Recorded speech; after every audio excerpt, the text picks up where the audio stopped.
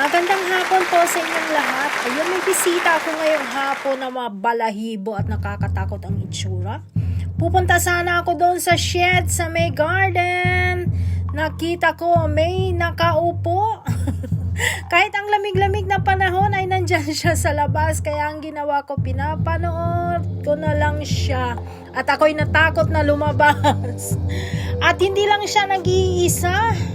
Dalawa pala sila. Ayun. Nakakita na ba kayo ng Pax?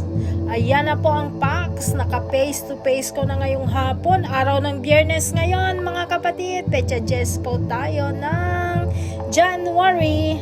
Kaya andyan siya.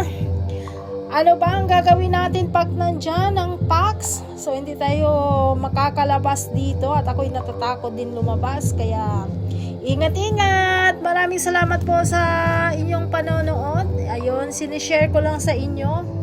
Hindi ba kayo takot sa Pax? Tingnan nyo naman ang itsura niya. Mukha siyang pusa. Meron siyang mahabang at mabalahibong buntot. Ayun. Salamat po!